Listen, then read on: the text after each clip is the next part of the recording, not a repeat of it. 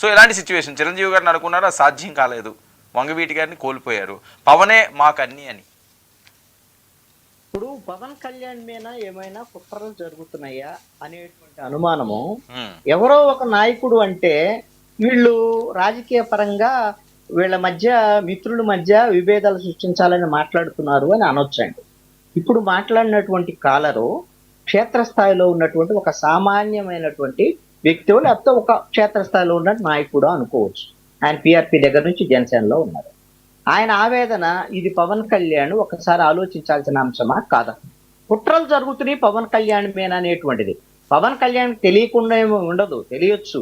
కానీ ఆయన సందర్భం వచ్చినప్పుడు ఎప్పుడైనా సరే ఏదో ఒక సందర్భంలో మాట్లాడేదానికి అవకాశం ఉండదు. ఎందుకంటే పవన్ కళ్యాణ్ కూడా మీరు చాలా సందర్భాల్లో ఈ 11 ఏళ్ల జనసేన పార్టీకి సంబంధించినటువంటి వ్యవహారంలో చాలా ఓర్పుగా కొన్ని భరిస్తాడు. సందర్భం వస్తే గట్టిగానే అంటే అదే స్థాయిలో రియాక్ట్ అవుతాడు.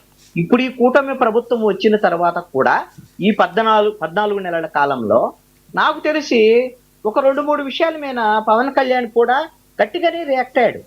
ఆ రోజునేమి కూటమికి అంటే తెలుగుదేశం మీద వ్యతిరేకంగా, లేక చంద్రబాబు మీద వ్యతిరేకం, లేకపోతే లోకేష్ మీనో, లేకపోతే హోంమంత్రి మీనో కాదు సమస్య. ఆ రోజు ఉన్నటువంటి ఇబ్బంది ఇది, మహిళలకి న్యాయం జరగట్లేదు, మన ప్రభుత్వం వచ్చిందనే దాని మీద ఒక డిప్యూటీ సీఎం స్థాయిలో ఉండే మాట్లాడాడు.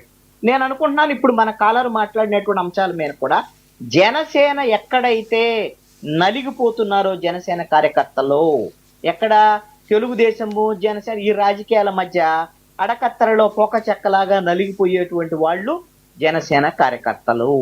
ఆ కార్యకర్తలకు సంబంధించినటువంటి వాళ్ళ ఆవేదనని ఖచ్చితంగా పవన్ కళ్యాణ్ వాళ్ళ అంతర్గత సమావేశంలో, కూటమి అంతర్గత సమావేశంలో మాట్లాడతారు అని నేను ఆశిస్తున్నా.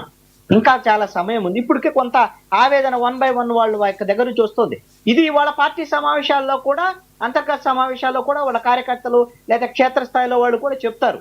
ఎందుకోసం అంటే జనసేన వాళ్ళు మొదటి నుంచి కూడా వాళ్ళ నేచర్ పవన్ కళ్యాణ్ నేర్పినటువంటి వ్యవహార శైలి కూడా ప్రశ్నించడానికి పుట్టినటువంటి పార్టీ. మరి ప్రశ్నించడానికి ప్రజా సమస్యల మీద ప్రశ్నించాల్సిందే, వాళ్ళ సమస్యల మీద కూడా ప్రశ్నించాల్సిందే. వాళ్ళ నాయకుడు తప్పు చేసినా ప్రశ్నిస్తారు, అదే విధంగా కూటమిలో ఉన్నటువంటి ఇతర తెలుగుదేశానికి సంబంధించినటువంటి వాళ్ళను కూడా పవన్ కళ్యాణ్ ప్రశ్నించాల్సినటువంటి పరిస్థితి. ఈ కుట్ర అనేటువంటి మాట ఎందుకు వస్తుంది అని అంటే ఈ సామాజిక వర్గము 2 సార్లు ఈ కుట్రలకు బలైంది.